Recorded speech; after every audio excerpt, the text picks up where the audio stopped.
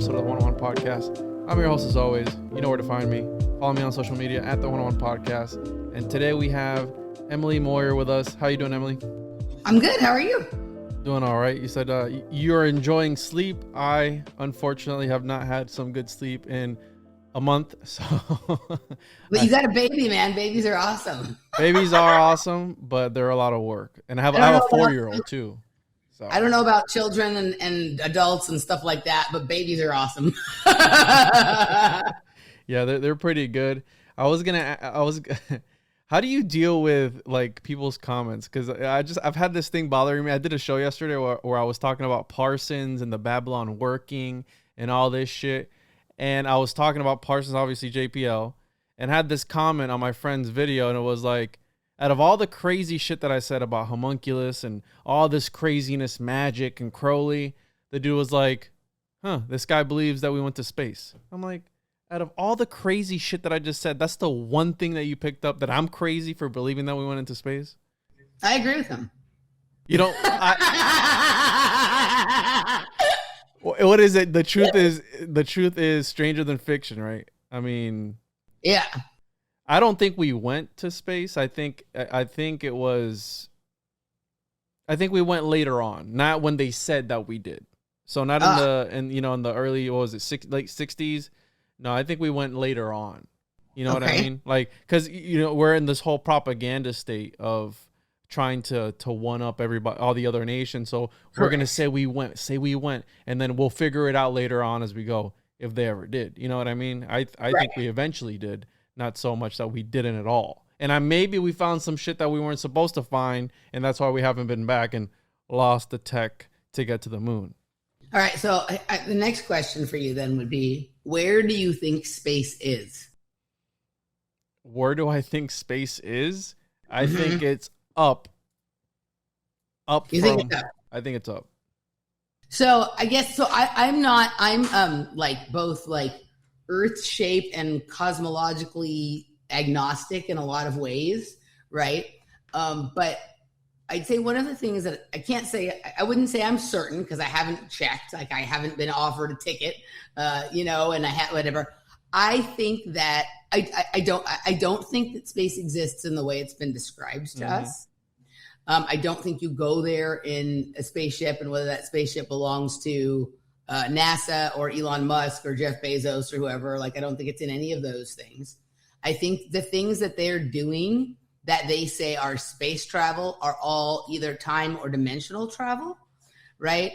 And so that's my main thought about that. I think that there probably is something that exists outside of whatever this construct or this thing we live in is. Right. I think there is something that exists outside of it. But I think that the things that we have been described to us as like outer space are actually like what you would find if you did a deep brain study, like the brain mapping program. So I think the thing that we look at and go, oh, that's space at night, it's something that we're projecting outside of ourselves that is an inner exploration of the mystery of the human psyche and the mind. Right. So space may or may not exist. I don't think we go there. I think we experiment with things like time, we as people, or, the people who have advanced technology or people who are spiritually advanced, which is also a technology, right?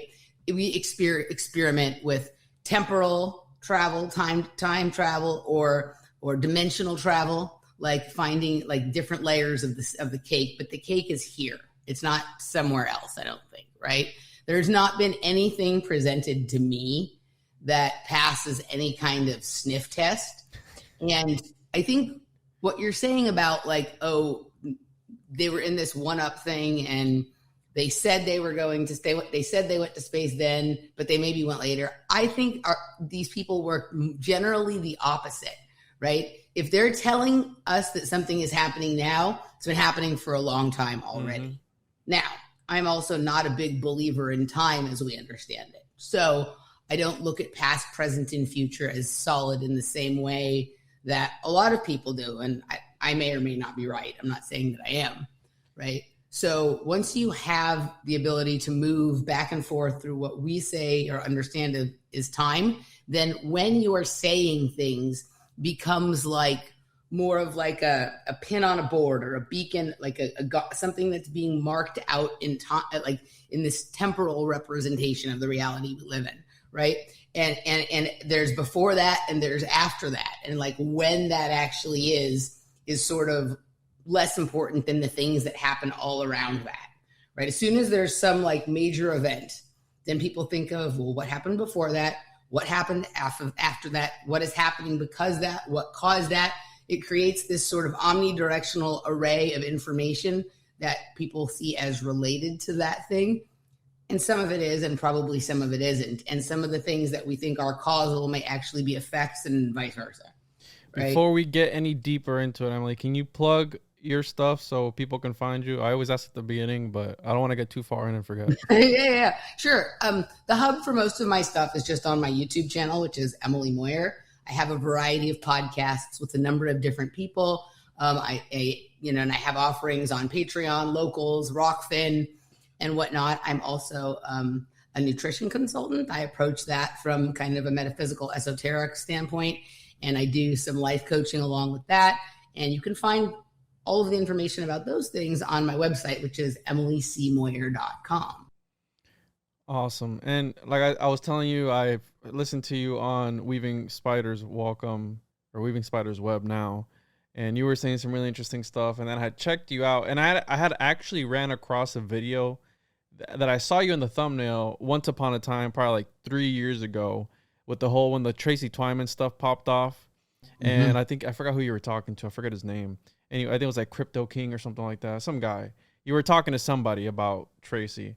And so I had seen you a long time ago. And then the thing that really caught my eye was when you started talking about the Project Gateway. I went to Gateway High School here in Florida. So you're talking about you're seeing like Gateway everywhere. I was like, that's weird. But I feel like when I've been living my entire life, because I was born and raised Pentecostal Christian, I feel like I was asleep. I missed probably so many synchronicities growing up and all this stuff, and I felt like everything was a blur for some reason. I don't remember anything from high school because I hated high school. I don't remember anything from like any time except as of recently. I don't know. It's like this weird thing because I recently really started digging deep into the whole esoteric and occult realm of things. And that's when I started my podcast for the first time. So here we are, 2.5 years later, almost 3 years of me podcasting, and I'm a different person since the beginning until this day right now. So I wanted to talk to you about Project Gateway. Can you tell us a little bit about that? Because this leads into everything else that I want to talk about. So what we're talking about is the Gateway experience, which is a process that was developed by Robert Monroe of the Monroe Institute, and at some point was a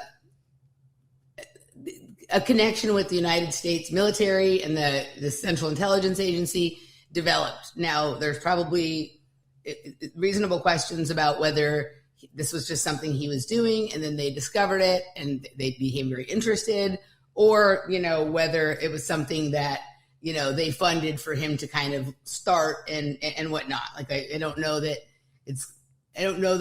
there's an easy to find answer as to the actual genesis of this process or this idea. But basically it's kind of a meditative process.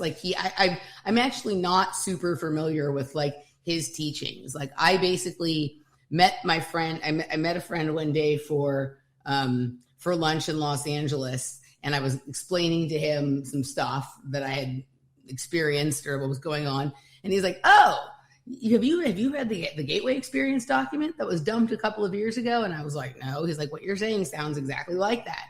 And so I went and this was a document that had been previously classified and was now released. And I'm always I have a healthy suspicion of that, right? To a certain extent. Mostly my opinion is that there's things in there that are true. There's things in there that are not true. And we're never getting the full amount of information. That document was missing a couple of pages. I was able to find a couple of more pages, the pages that were missing. But my guess would be that the document leaves out a lot of information, right? And whatnot. But in terms of when you can read about something and it matches up experiences you've had, and it's explained from like a scientific standpoint, from sort of like a like experiential standpoint, and it sort of makes sense to, it's like, okay, there's something here right now.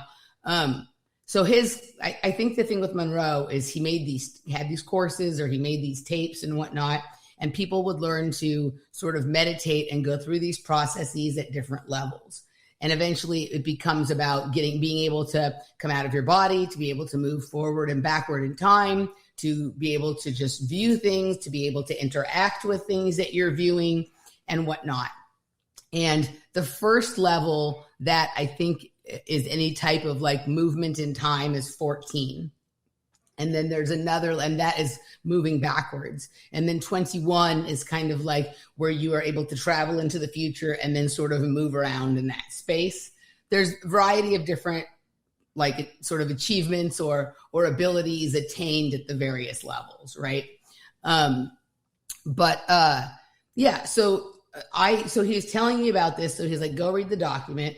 So I read the document and I agreed that it matched sort of the experience that I had told him about, right? And then as I was telling Michael about these things, right, we came to sort of understand what we like to do. We do what we call map porn, right? We'll look at where like experiences happen or whatnot. We started to notice that there was all these areas in Austin like that are referred to as gateway, or like shopping centers, neighborhoods, bridges, things like that. And these were all things that I was spending time with, around or near, during the period of time when I had the experience that had sort of generated the interest in this document. And then I started connecting it, just like it was like an endless series, like it wouldn't stop. It was going on for like a couple of days, right? I remembered that, like, okay, when I moved here to Austin, like around the time that happened, like me and my mom came. The hotel we stayed in was in the Gateway Shopping Center, right? And then for some reason, like my mom insisted on like buying me a computer and setting it up, and it was a Gateway computer, right? And it was like all these things about Gateway that were sort of like around the experience. And then I looked at, you know, the neighborhood of the apartments I was living in at the time, and it was right off of Monroe Street, right? And Monroe is Robert Monroe from the Monroe Institute. My grandfather's name is Monroe. His brother's name is Robert, right? Like it was just this on, an endless series of things. And I have long thought this, but this particular case made it really clear that when we are told about something, we have to look at it from every angle, right? Like we're like, when we're told that, like whenever I have an idea that will not leave me alone, I start cross-referencing with other weird things that I think are true about myself. And I'm generally able to find sort of very secretive or not very well-known like projects or operations or groups of people that were working on some weird esoteric thing at some point in time. Or I'm able to find like a piece of software that does with computers the exact thing that I'm talking about that, you know, that I'm thinking is happening on the outside. So everything becomes this like multiple way of explaining the same process and reinforcing it as well, right? Like if you, think about this. We talk about I don't know what your knowledge level is on something like MK Ultra, right? Or mind control, right? We think of like the public thinks it's just, in the 60s or something, they gave acid. They had hookers give acid to Johns, you know, in like a whorehouse. Midnight Climax. That kind of stuff. Yeah. People think it's that, right?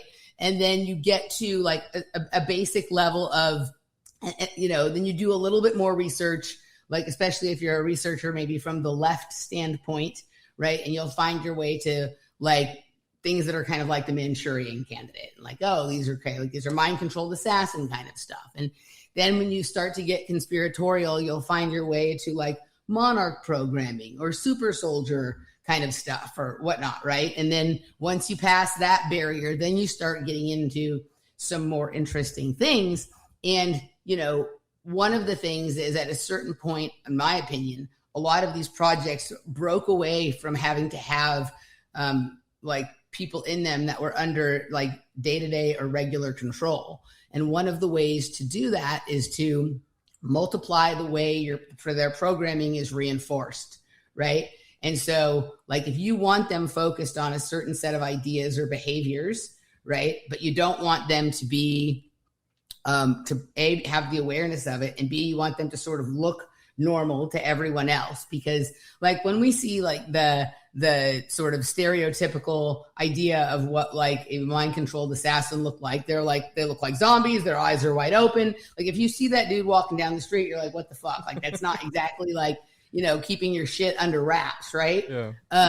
But if you can, like, you know, if you can use things that exist in our culture, environment, reality as the reinforcer, right? So if I'm part of, and I'm not saying that this is a fact, but let's just play with this idea, right? If I've been like a long time member of some project around the gateway experience or the gateway process, right? I think some people call it process and experience.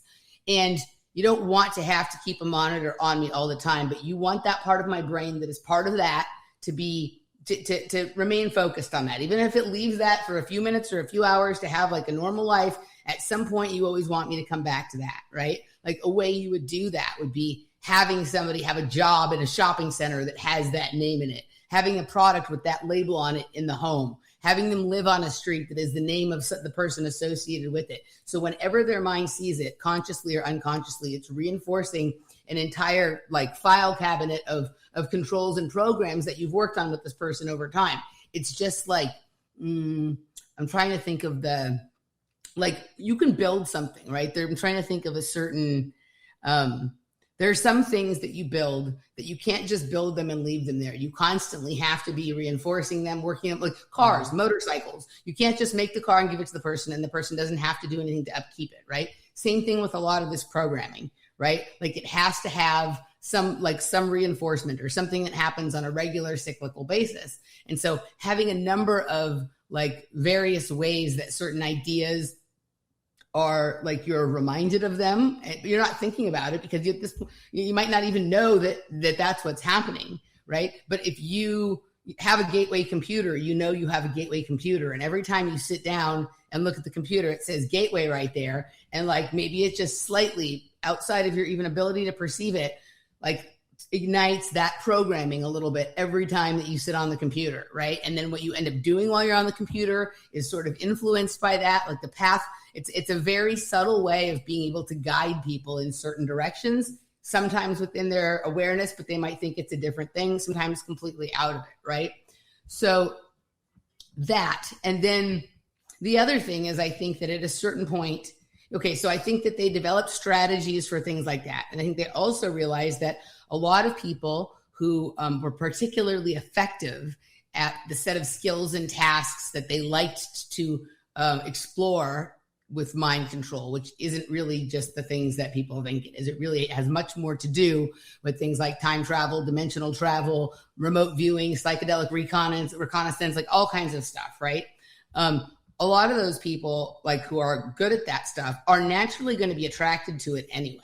So you might give them like some lessons or some programming or whatever at a certain stage of their life, and they're naturally going to be attracted to the things that are like that because they're good. Like, I was, like, it's the, with athletes, do you put them in there because they show a natural aptitude for it, or do they like it and want to take it because inside they know it, right? Like, it's what comes first. Do they get good at it and then they go towards it, or do they go towards it because they already instinctively understand that they're going to be good at it, right? So, I think at a certain point, and I'm not saying that the other kinds of programs don't exist that are much more like hands-on controlling. They do, but they're not the only things. I think at a certain point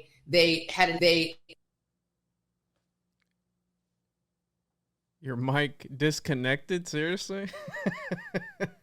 I can't hear you.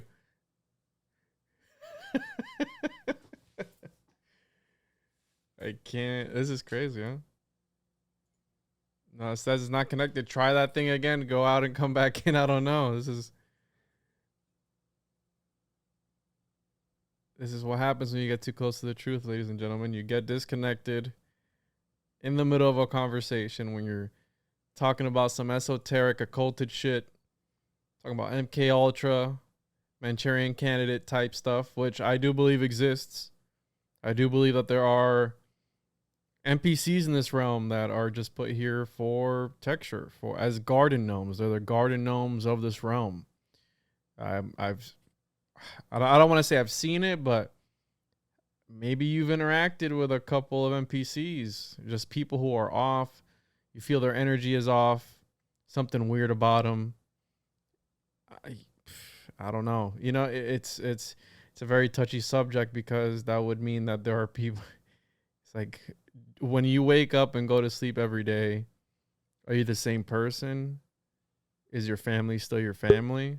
You know, that type of crazy shit. So here we are again. Emily. Sorry. I think I need a new cord. Like I think it's not the pin. Like something is not connecting correctly. It's convenient though. It mutes you right when you're spitting some shit about some occult government program, which is nice. So all those programs exist. They existed probably first. They still exist. But I think at a certain point, they recognized that they might get farther with some things if they allowed people to pursue their own interests, right? Because like it would open the door to them studying things that they hadn't thought of, right? To new cultures that they could infiltrate or learn from or take whatever, all of that kind of stuff. And I think that time came in the late 70s, right? And so they started to let people I kind of came upon this when I was doing research on I think it was MK often, and my mind kept wanting to say MK option, right? Like every time I was trying to think about the one thing, the other thing came through. So I started doing some research, and this was years ago now. And I was able to find like tracking software that like was based around this idea of like mind control options or MK option, right? And I started to play with it, and it was like, oh, okay, this makes perfect sense to me. This is kind of like, do you know how I haven't thought of it this way before, but this is pretty good. Do you watch baseball at all? Watch no sports except for boxing and UFC. Okay. You're aware though that in baseball there's each team generally has one or two players that like can play every position. Okay. Right? Like they're not just a pitcher or just a catcher, that they can play like not every, but maybe multiple, 3 or 4 positions or whatnot. And that in some ways that player can be much more useful than your star if they're injured, right? Kind of thing. So what MK option or something like that would do would you put the basic set of training and programming in on the kid, and then you let them go on their own way and let them discover and pursue sort of whatever thing they're going to do, knowing that you already like front loaded them with the packet, right? Like kind of like your phone comes with certain apps on it, right? So this person has these capabilities. Let's go see what they do with it instead of let's make them do this with that, right? Because making someone do something leads to like a lot of frustration for everybody, and also people who generally like collapse under that, lose their mind, go batshit. It's not really good for either side, right? Let's let this front-loaded person go pursue whatever they're going to pursue, right? And chances are they will lead us to places that open more opportunities for us to experiment with them later, or for us to know like what the next thing we want to do with the greater public is or whatnot, right? And so I think that started in the late 70s. At the same time, a lot of the like old school, much more abusive forms of mind control and, stuff like that had been kind of outed by the church committee, right? So I think that, people, I don't know how this all goes. I don't know for sure if it's just purely genetics or if it's like your family works for, one of the, weapons companies or one of the technology companies or whatever. And they, that's kind of part of the deal, whether the parents actually agree to it or not, that the kids are all part of the preschool or part of like some program that goes along with that. I mean, I think Fringe, the TV show Fringe, does probably like the best overall job of like showing how this process like really works in terms of like who's involved in these projects and programs, what can happen, what the ramifications are, and like what it looks like in a normal person out in the world. Like it does a pretty good job of showing without like going to dramatic extremes either way in terms of like how this person like crazy, or is this person like out of touch with what we think of as normal life and reality. I think they do a pretty good job in that show. But I think that in order for that to happen, you have to use things like environment, neighborhoods, planned communities, music, video games, other things about culture, symbolism, all that stuff to reinforce that. Just it's kind of, think of it like when your app, you have to update your app for it to function, right? Firmware, put all these free floating like reinforcements or updates out in the reality for them to sort of, take on. And, just like anything else, like you cannot do the app update for a while and eventually it won't work if you don't. And sometimes it just forces you right into it. Right. Yeah. Same thing here. We can resist like some stupid fucking fashion that is going on, but eventually all the clothes will have that and you won't be able to resist it anymore. So you're either going to be naked or you're going to wear it. Right. Yeah, this idea. So Monroe, he talked about the hemispheric synchronization, because I have read that article, the documents. I have read that. He talks about astral projection, astral travel, hemisync, hemisync. Yeah. And one of the things that really caught my eye when I was looking into him, because I talk about the reptilians a lot, is these entities that he encountered in this realm that were reptilian-esque, lizard-looking people, and that they feed off the negative energy of people, from like how you're saying, behind the scene, behind the veil, backstage, where they're archontic in nature. And Emily, the reason, because we talk about synchronicities and all these things, I feel there's a reason that they make all these movies. For example, The Truman Show. At the beginning, when they ask him, like, why hasn't he discovered that he's in a show? It's like, well, because we believe the reality that we're presented. Hence, us. I was talking to Andreas Exertus yesterday, and he has this thing that he calls the stimulation theory. Not simulation, stimulation, because how you're mentioning people with different mental illnesses, that they get pumped full of medicines and things in order to stimulate them to be, quote unquote, normal. And the same thing, we're constantly bombarded with 5G, Wi-Fi, all these waves, the shit that they put in our food, all these things. We're being stimulated to feel a certain type of way at all times. How you're saying you're missing your coffee. You don't feel right when you're off your coffee. So that's a stimulation that you need in order to operate, okay, to be in this realm and perceive it how you're, how you feel comfortable. And the reptilian part, that's my favorite part about the whole thing, because I was talking to Joe Roop. And he was talking, he's done astral travel. I've never done it. He told me that I might have experienced it, because I remember one time I had an awakening dream. So I woke up in my dream, I sat on my bed, and then I woke up again and I sat on my bed. I was like, and it was like the trippiest thing ever. I had never experienced that. But for the longest time, and I've talked about on the show before, for a long time, I've had sleep paralysis, like a very long time, sleep paralysis. Yeah. But I'll have sleep paralysis and I feel the sense of dread, but I don't get the shadow people or the old hag, I'm sitting on your chest. I don't get that.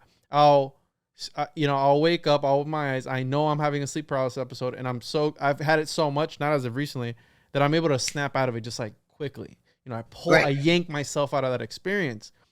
So, but you have some people who freak the fuck out. They have super. What are yours? Okay, so this was another thing why that document was interesting to me, because it helped me to make sense of some of my sleep paralysis experiences, which I have it occasionally once in a while still, but for a long time I had like the worst sleep paralysis that I'd ever heard of. Like I was having it multiple times a night, every night, like really intense. Oh, I have too, yeah.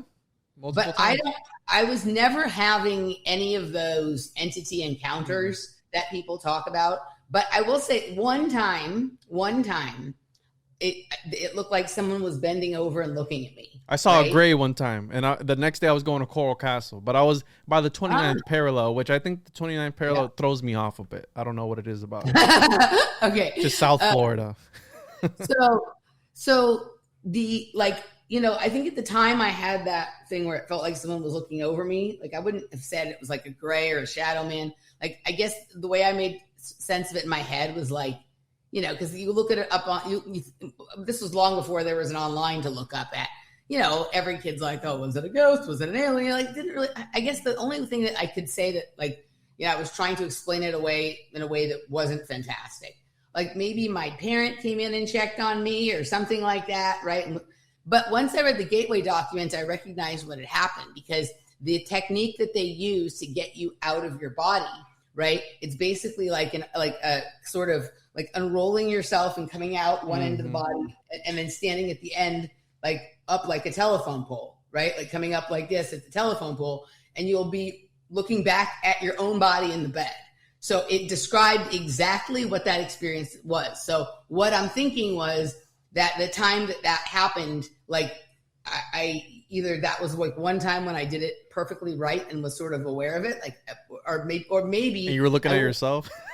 Right. Or maybe that was one time that it wasn't perfectly right. Yeah. Like, maybe I was there and here at the same time for a second with that awareness, because these things happen when you're practicing these types of techniques. Right. So yes, 100%. I wanted to say something what you said about the reptilians, because it's funny that, like, so you're like, I love the reptilians. Fucking love them. All right. So, like, the reptilians for me, like, they're just I'm not particularly into the reptilians. Like, sometimes I think, and this is probably like, my brain just trying to rationalize that, like, when people talk about the reptilians, it like keeps us farther away from ever getting other people on board with stuff. But I do recognize that is an energy that exists at a certain vibration, right? And I also obviously recognize that we have a reptilian part of our brain, right? When our health is out of balance, our skin can become scaly, and we will begin to take on some of the attributes of what we think of as reptilian, both in appearance and in behavior. Have you seen on burn victims that they put fish skin on them, like on their wounds? Have you seen that before? I have not seen that. I saw that today. They put fish skin over the wounds to heal them faster. I have not seen that, but that is fascinating. It doesn't surprise me based on some other things that we've been learning about in recent months and years. But I also know that, like, a lot of times people who are experiencing issues with, like, nanotechnology or Morgellons in the system, their skin will start to appear that way in spots, right? And you can associate that with sort of that realm or that vibration of things. So it is a thing. I think that there's, like, okay, so with all of these groups that are really into things like gateway process, right? Hemisync, binaural beats, leaving your body, astral travel, studying that, practicing that. Like, a lot of them are very anti-drug, like anti-taking psychedelics or drugs, right? And at the same time, a lot of people who are, like, more interested in exploring drugs, some of them are into meditation and these other exercises as well. And others see it as, well, like, why do it the way that you might get there when there's this surefire way to get there, right? Mm-hmm. And so, like, some people see the drugs as more efficient if they're really trying to explore the outer realms. I think both are interesting. I think combinations of both or whatnot. But I think that, like, there is a different, I mean, you could describe these as, like, frequency levels or vibrational levels, or you could describe them as, like, realms of certain elements or minerals, right? And if you take that, if you take enough of that, then you can, like, then you experience that layer of things, right? Mm-hmm. So you guys I was listening to you and your friend, what was the guy you were talking to, his name? Paranoid American, this Thomas. Yeah, I was listening to you guys talk in your occult literature book, or your occult book club, about this guy who took massive doses of nitrous oxide over and over again, and was really trying to, like, map out this realm or this reality that he would travel to when he was on it. That was very, like, that he became enlightened enough to understand and sort of to be able to explain to himself while he was there. But the farther he would get from the experience, it became more and more difficult to sort of explain it. And it was his life work. He kept doing it, right? So I was telling you before we started about this gentleman, Kalindi Iyi, who keeps coming up a lot lately. And he did the same thing with mushrooms. Like, he was known for taking 30 to 50 grams of mushrooms. Fucking and he crazy. would do this. But he did it for the reason of becoming like more familiar with and then more functional in those levels and layers and realms, right?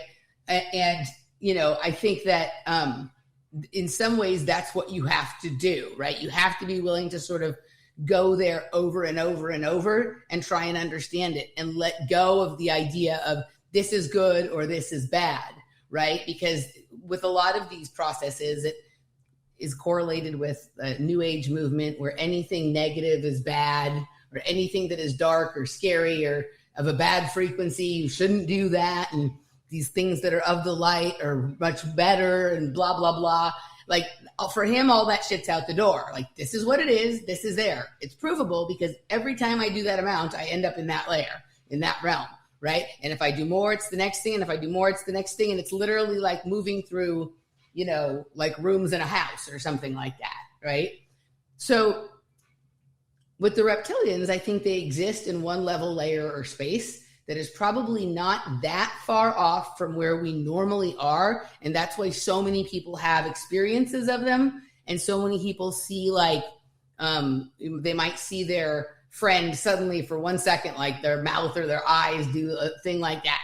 And it could be that it's just that other vibration is laying over this one. And it's not like an infiltration thing, though I suppose it could be. Like, I think these same entities that, like, let's just say there's a different realm for each mineral, right? And those entities that exist in that realm are attracted to that mineral in any realm it's in. Mm-hmm. So if you take some of that, right? If you take some with any kind of chemical substance or whatever, if you take some but not enough to go there, it might call them in, right? And then if you take enough to go there, well, then you're there in their wonderland, right?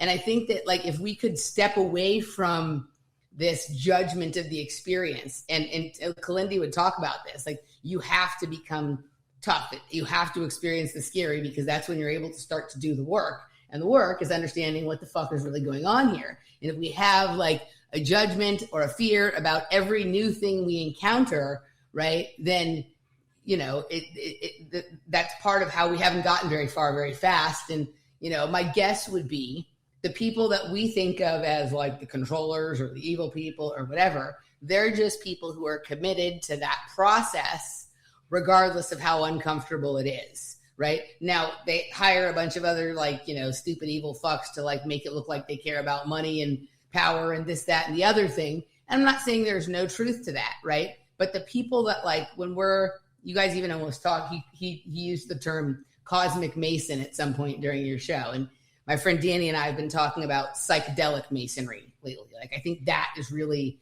a term that probably I'm going to be looking more into, like a practice or whatever, like in terms of studying that, seeing what exists along those lines, because I think that that's what it takes to really know how this all works, is this like commitment to like not just doing the stuff that brings you like immediate return or that feels good or that gives you the answer right away or whatever, but like staying in the discomfort, good or bad, because sometimes something can be exciting and pleasant, but still somehow uncomfortable because you're not used to it, long enough to be able to explain it to people in a way that they can understand. Because at the same point you're able to explain it to other people in a way that they can make some meaning of is generally when you finally truly understand what you've experienced, right? Like, it takes time to be able to like learn to relay your experiences in a way that people can relate to. I certainly understand that. If I go back and listen to like first couple podcasts I was terrible. You were probably terrible too. Yeah, it's fucking right? horrible. Yeah. But now you're better. And also all that material that you thought you had a good enough a grasp on to talk about then, now you actually do. And it's not because you've researched more, it's because you've learned how to talk about it. Like you've more internalized the experience and learned how to talk about it, which in turn like informs you at the next level. Right.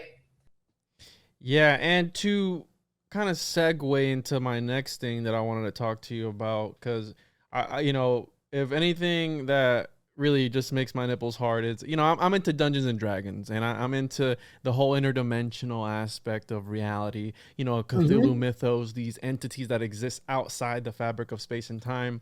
So we're talking about reptilians. I recently had Jared Murphy on, and he wrote the book It's Not Aliens, Worse, It's Us, Discovering Our Lost History, something like that, our ancient history. And he talks about pretty much the black aether around the different parts of the world, terra preta, which is like this bioengineered soil, right? Mm-hmm. And you talk about interdimensional architecture or interdimensional tech. Now, he talked about how there could have been at one point in time a race of people. Maybe that's the haplogene X. Who knows, right? This is how I feel that some cultures and some peoples are more in tap with, you know, the supernatural, the skinwalker, chupacabra, the wendigo, you know, these metaphysical aspects. I feel that that's a genetic thing to me. And I feel like those people have been kind of wiped out or, you know, killed off little by little. And he talked about these people that are able to modify their genome in real time to adapt to their environment. Mm-hmm. And I said, hey, are reptilians out of the question? He said no, because it's, you know, a physical reptilian, like an actual lizard person. Okay. Because maybe when there was a catastrophe, the way that they were best able to adapt to whatever was happening was to shift into this half man, half reptilian type of thing. Like cockroaches survive atomic blast. So, you know what I mean? They go underground, the cockroaches survive. Maybe these people, that's why we have, again, they talk about the pineal gland. Maybe that was a third eye, you know, in the Lemurian times where it was outside of our head like an antenna, you know, Hyperborea and all these places existed back then. And through evolution, because we know that the body doesn't get rid of organs that are useless. You know, if anything, it'll make it smaller. There's a reason why we have the pineal gland where it is. It hasn't gone away. There's a reason why we have an appendix. I mean, it's like this weird fucking appendage. Then there's like, what does it do? Oh, we don't know. Oh, it's still there. You know, the body hasn't gotten rid of it. But this interdimensional architecture, because we have the pyramids all over the world, we don't know what they are. We have Fulcanelli talking about the cathedrals, you know, how people perceive sounds and colors differently within these within these buildings. Can you talk a little bit about that, about this interdimensional architecture, about how perhaps you're able to tap into and project yourself into another reality of existence through these buildings, wherever they are? Because I believe in that 100%. I think that's what happened to all the ancient civilizations that went missing. The Mayans, the Hyksos, you know, the Egyptians, the Hyksos, Mohenjo-Daro, all these different places around the world where the people just vanished. I think that's what happened, that they were able to, as a people, through a genetic code, enter some vibrational frequency where they're able to peace out. You know what I mean? Like just leave this existence. Yeah. So, okay, that was a great little segment. You just pulled together a lot of things. So I've heard a lot about Jared. I haven't read his book. I know, like, Nish has been telling me for a long time, oh, you have to talk to him. You have to talk to him based on the same thing, right? And I have the manufactured soil, or the bioengineered, the engineered soil. And that crosses nicely with some other theories that I look into about things. So, Jared, if you're listening, maybe we should have a chat sometime. I'll send you his info. All right. So I do think what you said, I'll get into the interdimensional architecture in just a minute. What you said about there being people that can change their genome, I think that, right, is like, that's what's happening right now, right? So I like early on in the lockdown, like I think May of 2020, like we escaped California and went to Phoenix, right, where things were pretty open. And it was my birthday, right? And so myself and I think my friend Jeff, as I think we were talking about, that you heard me talking about Tracy with sometime. He's a crypto guy. He knows Andreas, your friend, and some of that sort of, right? So, we were sitting around having a conversation about, all right, what the fuck is really going on with this? What is going on with the testing? Right? Like, what is this all about? And I think that they're looking for people. They were looking for people possibly with this genetic, like, I think that there's people that they cannot target with their bioweaponry. Whoa. because they're able to morph and change their genome or their genetics or their DNA or rearrange stuff or whatever. So I don't know, like, right. So I think that, I mean, remember early on, they were saying how, like, oh, maybe this blood type was more susceptible to it and that blood type was less susceptible, and right, kind of thing. I think that, like, when they create things like this, they're counting on them, like, working pretty well. And when they don't work well, they either wonder why or know why, and then they know what the next thing to do is, right? But I think that, like, there's probably not a good enough data bank yet on who has this shifty kind of genetics, because it's entirely possible, just like what you said about the our organs and stuff like that, like some, like appendixes and the pineal gland, like we still have all of these things, right? Like, what is it possible that we're able to shift, but then also put a lock on it for a bit so that they can't tell that we have the ability, right? There's all this stuff going on. And I think again, Emily, through toothpaste, through the foods that we eat, what does toothpaste do? It calcifies your fucking pineal gland. Right. It does all these things to suppress you. I do think, Emily, that back then, I do think that the world was like Harry Potter. I do think that people had magic. Like, look at Welsh mythology. It's fucking epic. There's dragons, there's magic, there's magicians, all these things. I do think it was like that at one point, and they've suppressed us since then. I agree with you that's that the world was closer to that than to what we have right now. But the reason that I kind of got into this is because I think my blood check type changed. Like, I remember having type O blood when I was a kid, and now I don't have type O blood anymore. And I have a number of clients who have reported the same thing. And the shift is always the same. It seems to follow the same process from O to a different type, right? And that type is the same. But so I do think that there's, people that can do this, right? And I think it's an adaptation kind of thing. And I think it's one of the, secrets that's been around for a long time. And, there's probably new ways to achieve it now. Like, my guess would be there are people who don't come from one of these genetic lines that can naturally do this, but they have figured out through biohacking ways that they can do that. And that's legitimate. If you can figure that out, good on you, right? And then, as long as that you're not hurting something else by doing that, then good on you, figure that out. That's probably how the skill was developed in the first place and passed down in, kind of thing. So I think there's all sorts of stuff going on like that. As for the interdimensional architecture, I guess to make it simple, like I've opined about it in a number of different ways and whatnot. I think that like what we're talking about is there are certain buildings that show up in every dimension or in multiple dimensions, right? I think there are other realities. There are other realities that are very, very similar to our reality. And there are others that are more different. And I don't know if it's just like next dimension up or, that it gets weirder and weirder. I'm not exactly certain how it works, but I think that there are some materials and some building and some geometries and structures that are the able to show up in the most number of places in a coherent manner, right? And that these are these are buildings that also ask us questions of time then, right? Like, where or when are they from, right? And I don't think we understand the direction time is flowing in either. Like, I think it's entirely possible that the pyramids, at least in our timeline, haven't actually been built yet, but because they're interdimensional architecture, they show up in every realm. So we see them already, even though we don't understand how they got there. Right? Yeah, that's fucking crazy. I love thinking about this stuff because it's crazy that it's not, you're talking about this disease, right, that came upon us in 2020.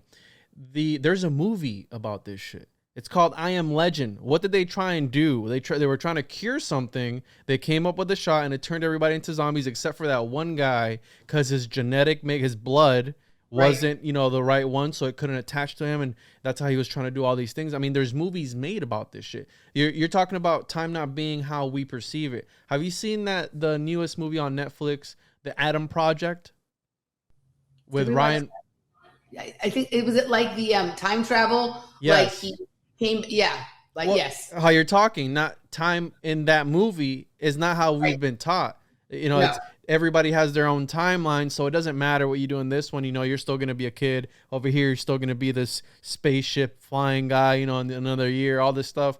It's like maybe perhaps, it's the multiverse. There's everybody living different timelines, and deja vu is just echoes in space and time where, everything clashes for 1 second. You go, oh, I've had deja vu so many times this past month. And I tell my wife, I'm like, holy shit, I just had deja vu. She's like, what happened? I was like, I've been here before. I was like, I'm on the right path. Like I'm doing what I'm supposed to be doing because I've done this before. I've been here. You know what I mean? And it's the craziest thing. I think there's like, I don't believe we wake up in the same place every day or in the same time, right? Like I think there's different iterations and variations. And there's probably like a central few that we move between all the time. And they're so similar that we don't really notice them unless you're like super observant. But then like you could literally be in like the next reality over, and like literally the only difference is in that reality, there's like not a sticker on the lamppost out there, but in this one there is. But like when you start to have things like, wait, there was a sticker there on Monday, today there wasn't. There's a cornucopia in this one and not in this one. I've always wondered, what the fuck does the cornucopia, like, right. You know, Mandela effects are so stupid. I'm like, why would they change that? But that makes sense what you're saying. But this is a good one of the good ones to, like, so imagine, well, if there's one lamppost that shows up in all of them and someone has figured this out and they want to know which lamppost is the interdimensional lamppost, they're going to put their sticker on it. Same could be said for like graffiti artists, right? Why? Have you ever noticed that there's sometimes like an intense amount of graffiti in one place, and then like next to it there's none, a mile down the road there's none? Like, what is special about that place? Now sure, you could say, oh, there's like evil energies or evil entities or dark forces, and it sort of attracts that there, and maybe but maybe it's just like that's where the veil is the thinnest, and people know that like this is where I had that crazy thing happen to me that time. I want to remember this. I'm leaving my mark here. Or they're leaving their tag because they're going back to the other dimension. They want their buddy to be able to find them, or whatever it is, right?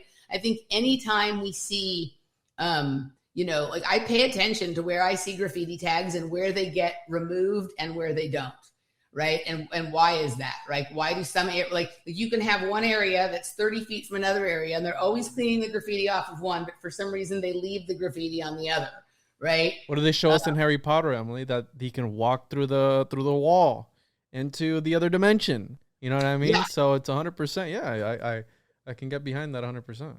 You got to grow, like, but some of these places, there is an energy there. It does feel a little scary. So you got to grow a pair. And like, you know, like there's an exercise I'm looking to engage in here in Austin, but it's like, it's a little scary.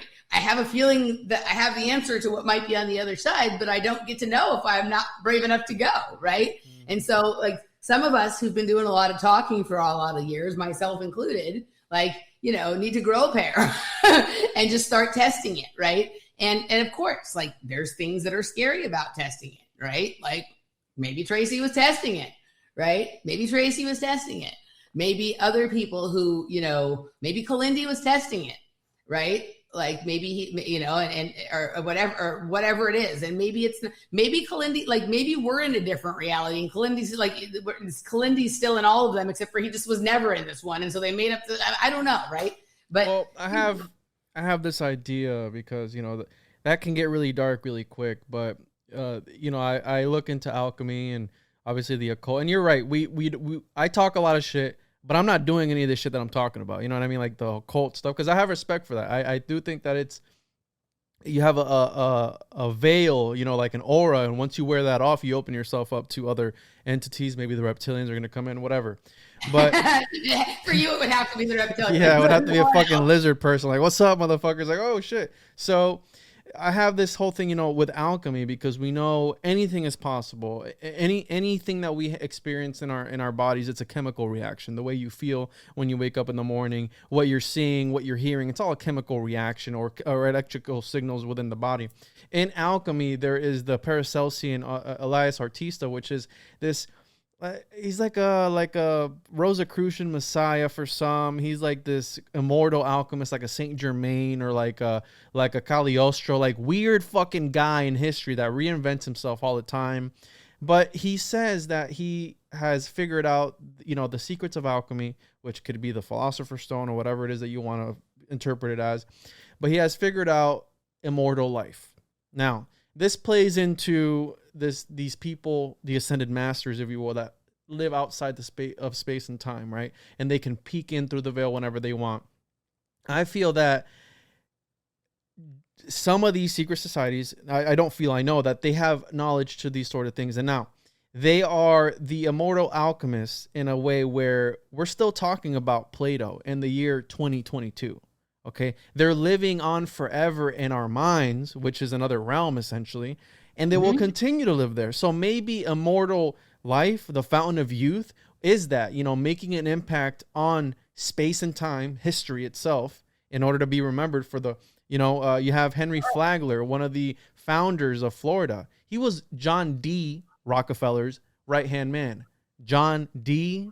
Like, Yeah. what the fuck are you on? Are you like with the other John D with Enochian magic? Like, Right. they're doing like mirror magic. They want to like, emulate each other. Like, oh, I want to be, the original 007. It's like, wait a minute. So you have this Henry guy who was John D's right hand man, but they have counties named after them. They have cities named after them. They have whole railroad systems named after them. They have all these places named after them, and they will continue to live on for fucking ever. That is a completely valid form of time travel that you're just describing there, right? So there's a couple things that I want to hit on that you said. I want to get back to mirror magic, but you were talking about, hold on a second, you said something that I really wanted to get on. Oh, I know, that you don't practice alchemy. Like, you study it, but you don't practice it, right? I'm an alchemist right now with podcasting, because what I'm saying is transforming people's thoughts. So I'm performing alchemy right now. You don't do the magic rituals that you research. Yes,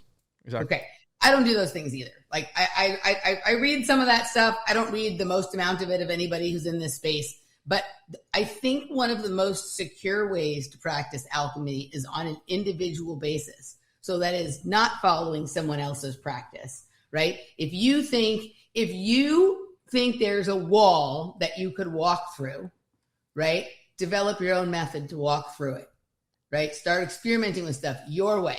I think where some of these processes become corrupted is when, like, somebody does something and then everyone's trying to figure out what they did, and they're following the exact same path, and eventually somebody who doesn't want that to be done finds out that everybody's walking through this walkway, and let's go hit them with the axe or whatever the fuck it is, right? So I think if everybody developed their own unique way of practicing alchemy, of portal magic, or whatever that is unique to them, right?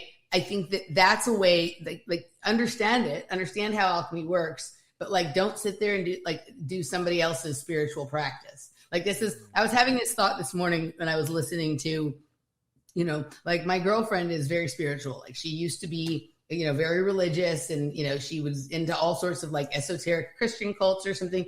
And you can still see like her get captivated by the kind of words that like spiritual gurus and cult leaders were. And she has this need to feel like she's doing something spiritual or spending time with God or whatever. And my whole thing is just like, make up your own thing. Like, find some practice that is yours. Don't try to like be dedicated. Like, don't try and feel like you have to be disciplined to do some other practice that belongs to someone else that doesn't really resonate for you, but you've been told by other people who do it that you're not a good enough person if you don't do that, right? Make your own shit up and then do that. And then, like, if it works, cool. If it doesn't work, make something else up, right? Like all my best material comes from like shit that I have made up. Like, I've done some research and I'm like, for some reason when I research that, it really makes me think about this. I'll fucking make up a story, and then eventually the evidence will come up to show actually what you said was right. And, like, that's, I find the best way, but you have to take a psychic leap of faith, right? That I'm going to do this, even though I don't know what the fuck I'm doing. And somehow, like, in Raiders of the Lost Ark, whatever, when he jumped, but he couldn't see the ledge, right? That like the ledge is going to formulate in time for me to land on it or whatever. He manifested it. Yeah. So there's one more thing that you said before that I want us to go back to, and that was, where did all these missing people go? And then I want to go to mirror magic, and the things are maybe kind of related, right?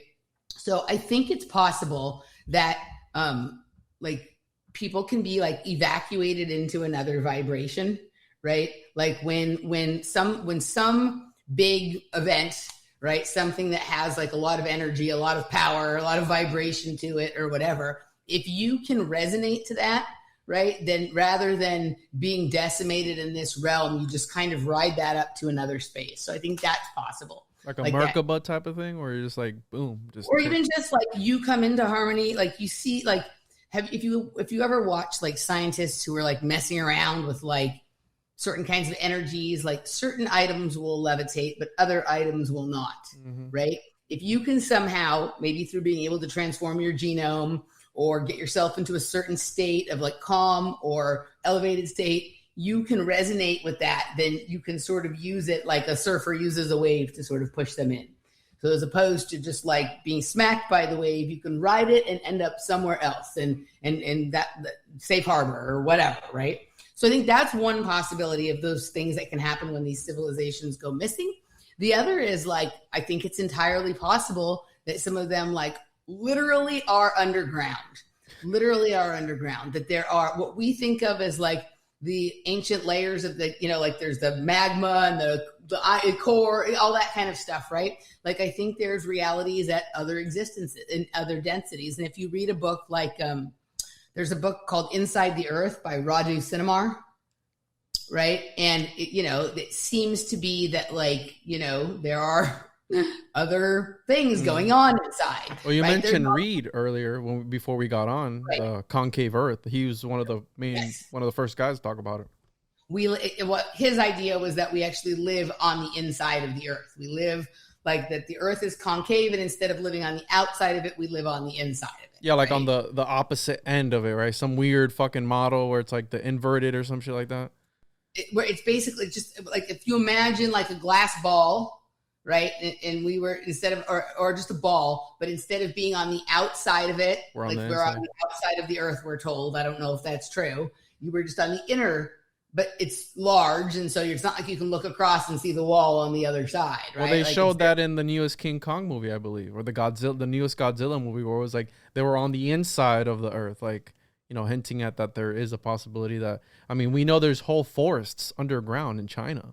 Completely. So if there's entire forests underground, wouldn't there maybe be people that live in those forests underground or animals, right? So I think that's one of the things, like, I fully believe like this, I think that some of the things we think of that are of the past and now gone are just deeper down inside the Earth, and other things are on top. I don't know that for sure. I'm not saying, that's my final thought on that, but I think that's a possibility.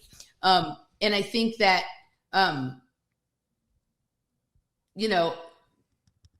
but I think that there's not really any place to go. I don't think they're just disappearing into nowhere. I think it's just like, we don't know that like some of these beings that people see when they're in like what Kalindi would talk about when he takes this many grams of mushrooms, he sees these kinds of things. And then more grams, he sees this, more grams, he sees that, right?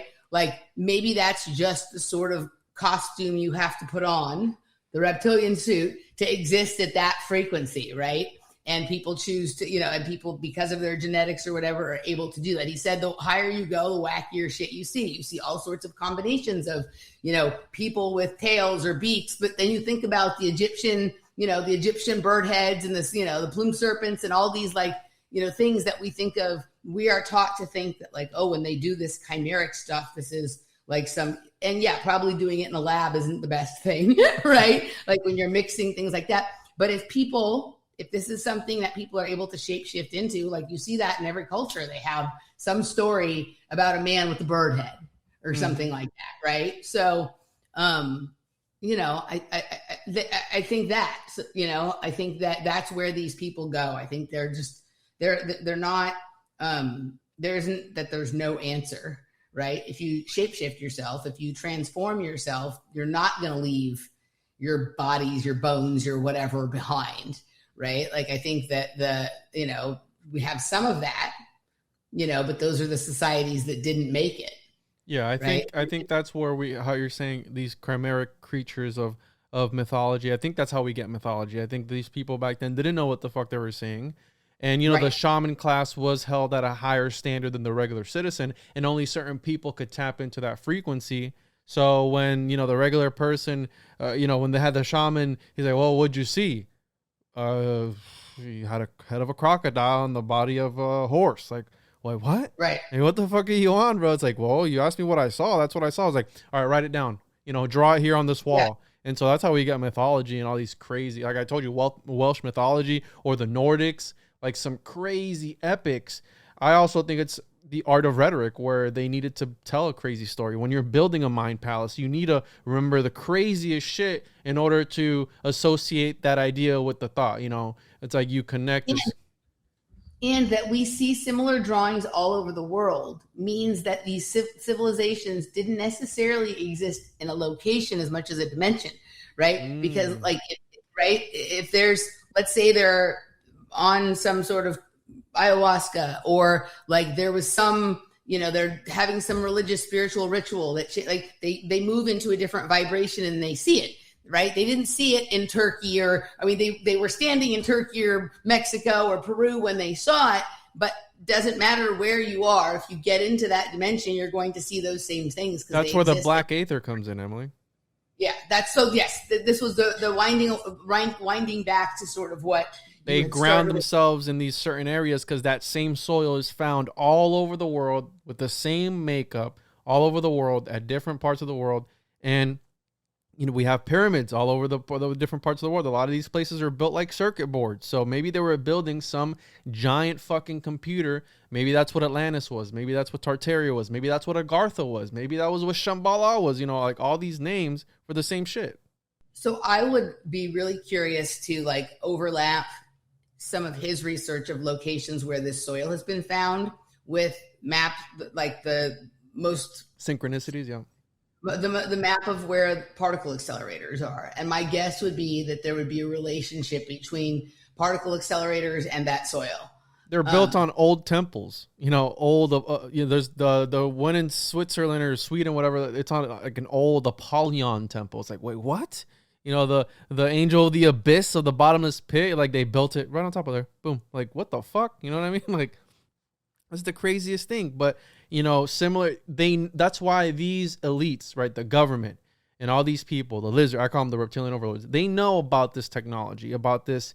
I have a friend of mine, Ryan Burns, that calls it elemental technology, right? Where if you're able to put a certain, stones in a certain pattern, Stonehenge or a pyramid, you're able to call upon certain entities, right? I mean, there's different forms of it, or different frequencies or wavelengths or whatever it is, and attract certain things. And the elites know about this because, back to the founding of Florida, the indigenous people, they understood that, they had crazy ideas, right? There was the Timucua people here in Florida, which were like giants, and all these crazy things. And when they took over Florida, the French or the English, whoever it was, when they settled here in Florida, they kept the names of everything the same, because they understand, right? Almost like a Twilight language, like how Michael Hoffman talks about, that these names have power.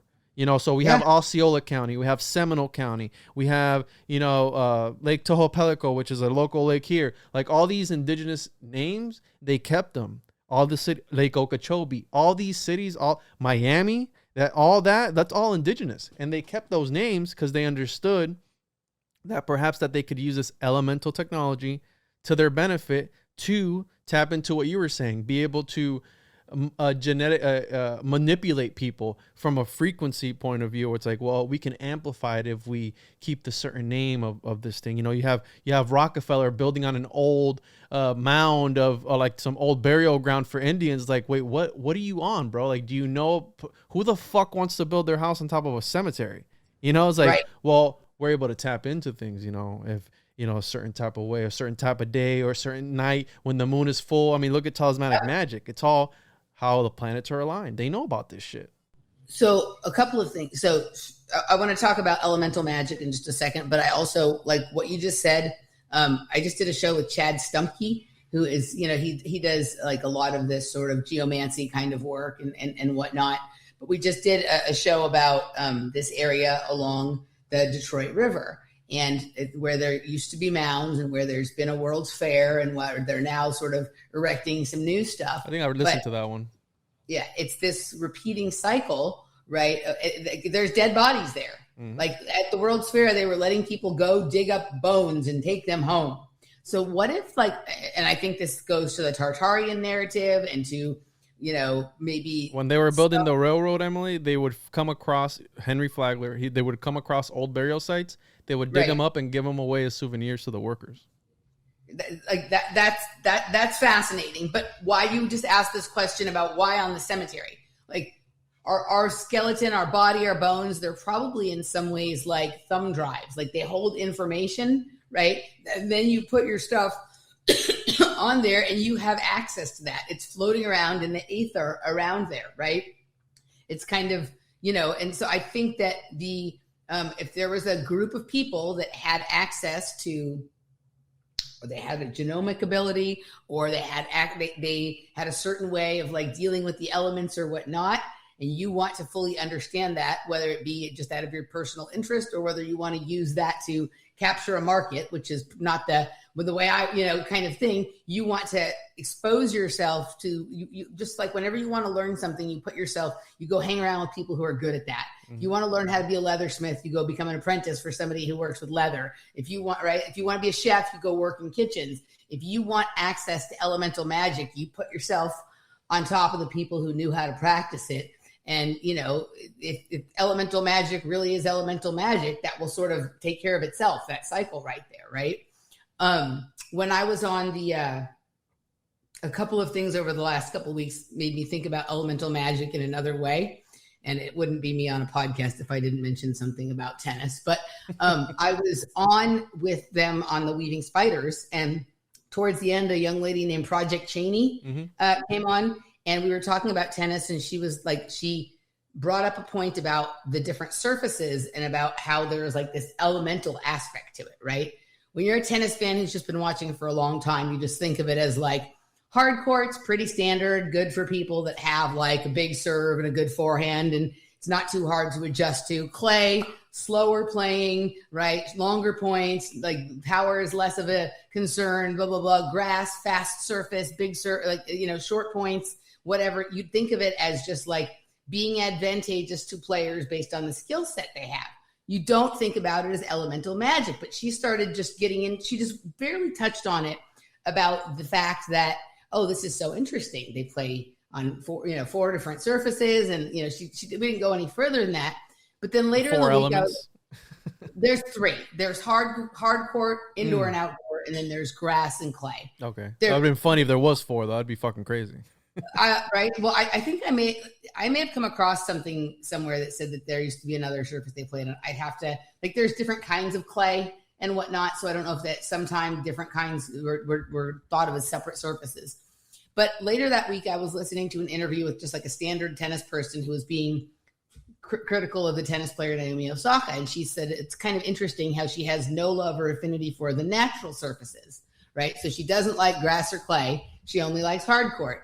I had previously, for many years, referred to Naomi Osaka as a bot. Like, she doesn't seem to me like a normal human. So the way she had said she has no affinity for the natural surfaces and she just likes the hard court, right, which is like a more manufactured kind of thing, I thought that was interesting. And it started getting me thinking about elemental magic. So you have tennis players who are legendary throughout history. And obviously the one people are celebrating so much right now is Rafael Nadal. He's the king of clay. He's won 14 French Open titles. That's played on the terre battue, right? The battered earth, the red clay of Roland Garros. He's Spanish, but he looks kind of like, a Mayan warrior, or he has this very ancient battle with, if the tennis racket is sort of like symbolic of the sword and they're having a duel, right? He is very in touch with that earthly element of clay or the dirt, the earth. Like Roger Federer, Pete Sampras, these are all people that were really known for their grass court play. Like, that's what resonates for them. Novak Djokovic has always been a hardcore player. As he gotten older, he's gotten better on the grass, but he had to learn that. I had never thought of it as maybe these people come from genetic lines that are more resonant with a certain elemental, and that is why they're so dominant. That since the beginning of time, they've been having battles with people of other genetic lines, and they take place on these different surfaces. That is their preferred realm of dominance, right? And it's like, you can beat somebody at your own place, but can you beat them at their place? And when their magic is a fire, right?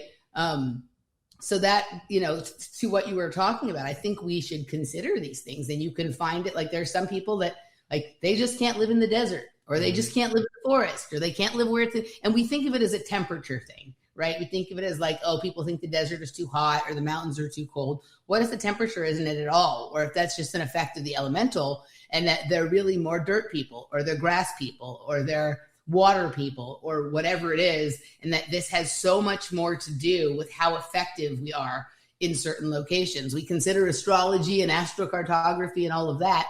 But I think this idea of the elemental magic, I think none of us pay that much attention to that.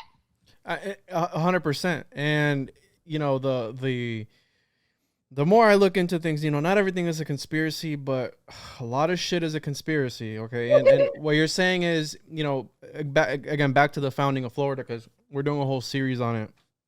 When they were trying to take over the southwest coast of Florida, they called it I think it was like 10,000 island or 100,000 island area, and it's a place in the Everglades where it's just like a bunch of little islands. Like it's a mangrove, it's a swamp, it's a bunch of little islands. And when they were trying to invade through the government, the U.S. government, they were trying to go in and they were being just battered because the indigenous people that were already there, that was their element. It was guerrilla warfare. So they were just getting eaten up alive. They didn't know where the fuck they were because there's all these canals and it was just endless and endless. And a lot of the times, Florida went from, again, this is why, they're using magic. It went from the lowest population state, the poorest state, to being one of the number one states, the number 3 in the whole nation. You have Disney World here, you have Disneyland in California, again, mirroring these realities. You have Orange County here in Florida, you have Orange County in California. So again, it's this mirrored reality in a way to where they're playing it to their advantage. That's a Rosicrucian thing. Like yes. If you ever listen to Michael about the bookends, right? Like that kind of thing. It's very like you see that quite frequently. The more you think about it, also the what ends? Can you repeat that? Bookends. Like I think there was a Rosicrucian idea of like bookends, and he's talked about it in terms of Maryland or Pennsylvania and California. But what you said about Florida made me think about that too, because I hadn't thought about the fact that in Orange County in Florida, and Orange is Disney World in Orange County, Florida? Yes. Okay, so it is in Los Angeles as well, right? And really? So that's bookends. But also the Florida people think when people think of Florida, all they think is like sunshine and oranges and beaches and things like that.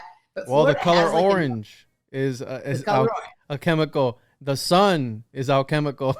The sunshine state. Florida actually has more climates and sort of makeups than people think. Like if you're up in North Florida, like it snows in North Florida, right? Like I've been to Jacksonville, I've been to Gainesville, I've been to Miami, I've been to Fort Lauderdale.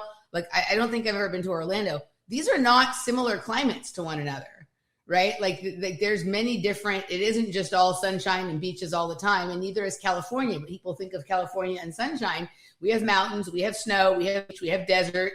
Florida is like that as well. It's kind of like on both ends of the country, you have this sort of what some people would say two are like pillars, paradise kinds of bodies of land, right? But they're really, they have all the elements there, right? So which isn't necessarily true of all the other locations, right? So absolutely, that's kind of interesting. I wanted to hit back on one more thing, and then we can go wherever you want, or we can whatever. I didn't know I didn't know how long you wanted to go for. You said magic mirrors, and you had asked me about interdimensional architecture. So one of the things that I've been paying a lot of attention to as Austin just expands at an ever increasing pace around me. I lived here the first time in 1999, and it's changed tremendously since then. I moved back last year. I lived here a couple times in between. A lot of these really interesting buildings that are going up are mirrored glass, right?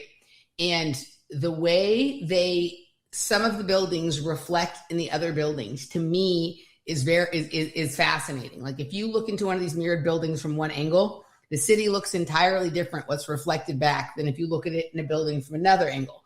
I think these are like little windows into other dimensions where there are other Austins, but similar but different. Sometimes you'll see a building that like one building reflects like it's all distorted and off angle, and the other one next to it is perfect. It looks perfect in the other dimension. Like I wonder what kind of distorted reality exists in the dimension where like the building is like crumpled up on itself. There's also buildings going up now that are clearly trying to prevent themselves from being reflected in other buildings. Like I'm seeing like buildings that are intentionally making their outline or their frame match the outline or the frame of the building that's directly across town that would reflect them, right? Or they're putting up like there's this weird, let me see if I can show you. Oh, I don't know how to screen share on StreamYard. Never mind. Like there's this one building that looks like a ship, like capsized and is upside down. And on one side, the building is square, but then there's this like weird like guard or fence that's on the other side of it that makes it look like almost like a pyramid. But what it does is it prevents any reflection on that side of the building. So any building that will ever be built on the other, on the west side of that building will never reflect in the building. Interesting. Right.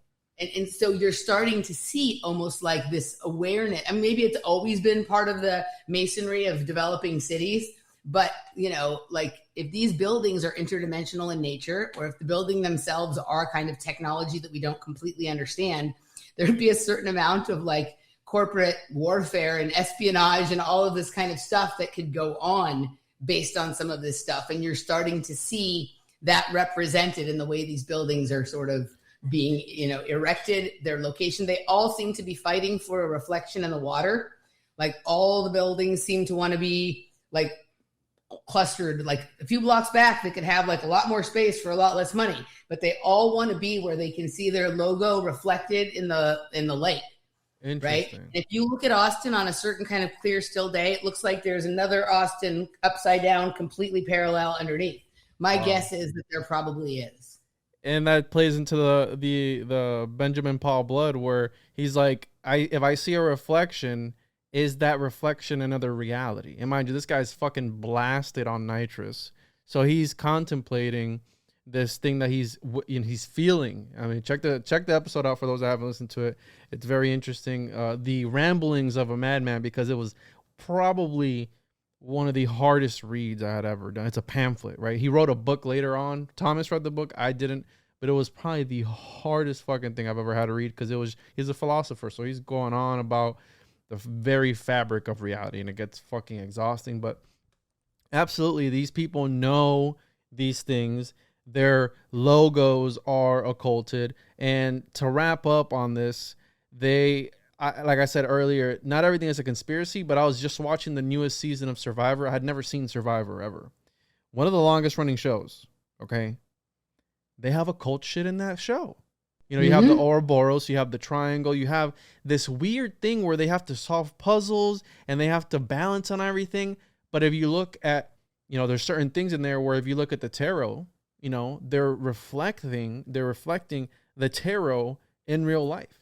Almost, is it some sort of initiation? Who knows? But you see the parallels of like, hey, that looks like, you know, you talk about Freddie Mercury because of that one tennis player that you reference him to. I look at the magician card of the white deck, and he looks like the magician, where he's holding up the hand. He's got, you know, the other hand down. He looks like Freddie Mercury. I sent a picture to Mario from Symbolic Studies. I think he was on that podcast with you, where I said, hey, he posted something with Freddie Mercury, and it looks like the magician card. If you look at the I think it's Rider White tarot deck, where, how do we pause it? Oh fuck. Where it looks like that, like the magician card. Yeah. You know what I mean? And they do this shit, you know, the world's a stage. You know, William Shakespeare, Francis Bacon, whoever you want to relate him to, said that. And these guys were occultists. I mean, 100%.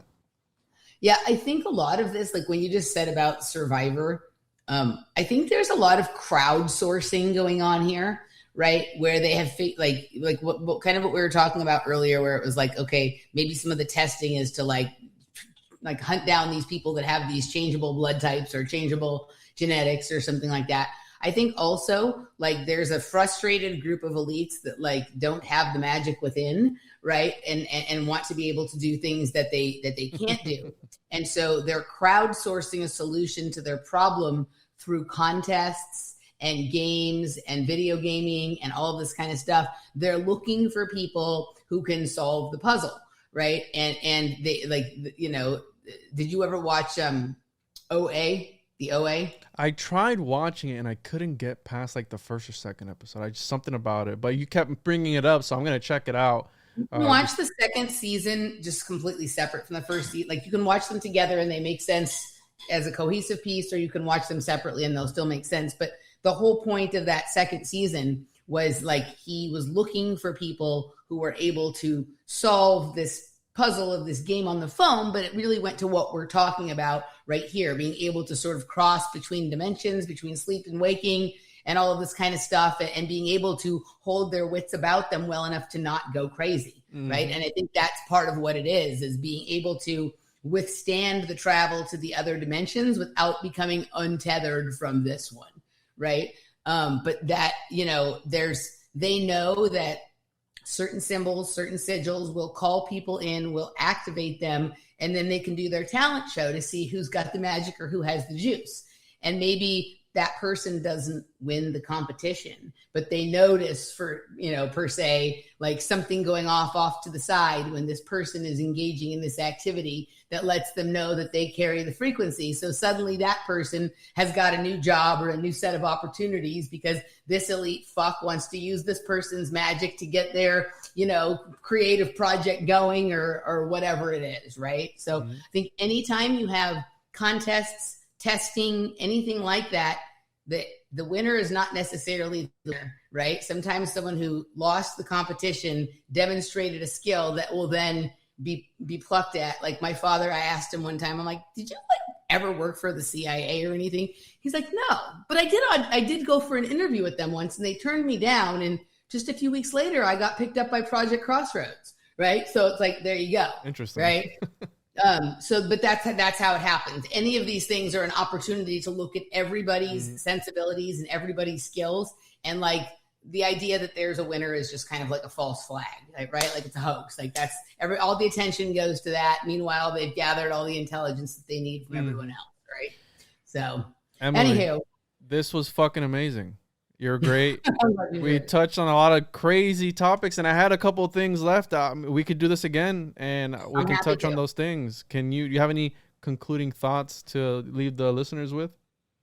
No, just that like this is like clearly a challenging time, right? That we're living through. Obviously, like there's some not great stuff going on, but there's also some really interesting things, like more and more people coming together, having conversations like this, starting to understand and be able to work with our own abilities, our own magic, our own transformable gene code, right? This kind of thing. Like that's all happening now. Like the things that if I watch the news, whether it be the real news or like our alternative conspiracy, supposed truth or news, it's still all propagandizing us, right? Like what the things that they're saying are happening are generally not happening in my day-to-day life. So like pay attention to your own shit, make up your own stuff, and then come and tell us about it, right? It's like, it's definitely more interesting that way. So anywho, Juan, it was lovely spending some time with you, and I'd be happy to do it again. Absolutely. And, we'll set it up again because I had a lot of fun, and my notes are fucking jam-packed on this episode, and I got some good clips that I'm going to use.